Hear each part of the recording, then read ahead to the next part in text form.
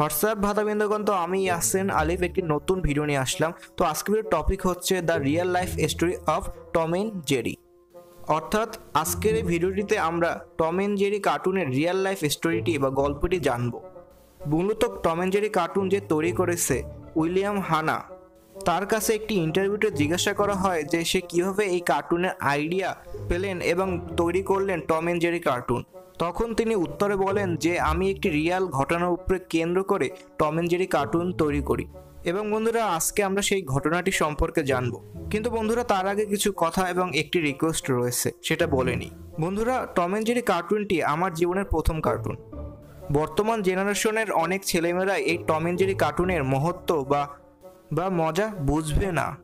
বর্তমানে Tom and Jerry কার্টুনের চেয়ে অনেক ভালো ভালো কার্টুন আসলেও টম এন্ড জেরির সাথে তার তুলনা করা যাবে না, কারণ টম এন্ড জেরি কার্টুনের সাথে অনেকেরই অনেক স্মৃতি জুড়ে আছে। এই কারণে সেই সব লোকের কাছে একটি রিকোয়েস্ট, যাদের সাথে টম এন্ড জেরি কার্টুন জুড়ে আছে, প্লিজ তারা ভিডিওতে একটি কমেন্ট করুন, আমি তাদের দেখতে চাই। তো বন্ধুরা, অনেক কথা বলে ফেললাম, তো বেশি কথা না বলে let's start the super fiction. Never gonna make it, you're not good enough. There's a million other people with the same stuff. You really think you're different? Man, you must be kidding. Think you're gonna hit it, but you just don't get it. It's impossible, it's not probable, you're irresponsible. Too many obstacles. বন্ধুরা, 1940 সালে William হানা নামে একজন ব্যক্তি Tom and Jerry কার্টুনটি তৈরি করেন। এরপর সময়ের সাথে সাথে টম এন্ড জেরি কার্টুনটি খুবই জনপ্রিয়তা লাভ করে।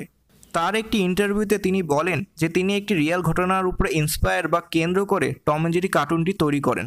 এবং ঘটনাটি হলো, উইলিয়াম হানা তার বাড়িতে খুবই গভীর রাত পর্যন্ত কাজ করতেন এবং তিনি প্রায় লক্ষ্য করতেন যে তার বাড়িতে শুধু একটি মাত্র ইঁদুর রয়েছে।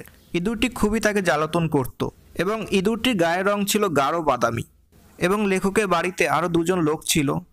একজন ছিল লেখকের ওয়াইফ বা স্ত্রী এবং আরেকজন ছিল সে বাড়ির মেইড বা কাজের লোক।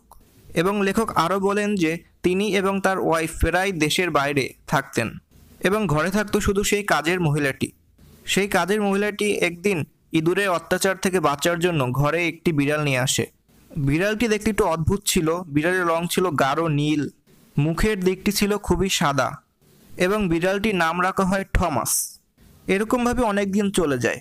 কাজের মহিলাটি দেখতে পায় যে অনেক দিন হয়ে গেল থমাস এখনও সেই ইঁদুরটি ধরতে পারেনি এবং তিনি আস্তে আস্তে আরও লক্ষ্য করেন যে সেই বিড়ালটি ইচ্ছে করে ইঁদুরটিকে ধরতে ছিল না। বিড়ালটি প্রায় সেই ইঁদুরটির সাথে খেলা করে।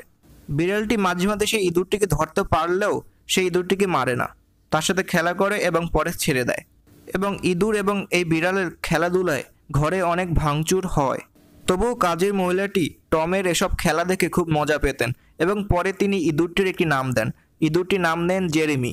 যখন লেখক বাড়িতে ফেরেন তখন কাজের মহিলাটি সব ঘটনা লেখকের কাছে খুলে বলেন। লেখক এসব ঘটনা শুনে খুবই আনন্দ পায় এবং তিনি টম এন্ড জেরি নামে একটি কার্টুন শো তৈরি করার ভাবনা করেন। টম এন্ড জেরি কার্টুনটি সম্পূর্ণরূপে তৈরি হতে প্রায় 1-1.5 বছরের মতো সময় লেগেছিল। এর মধ্যে সেই কাজের মহিলাটি মারা যায়।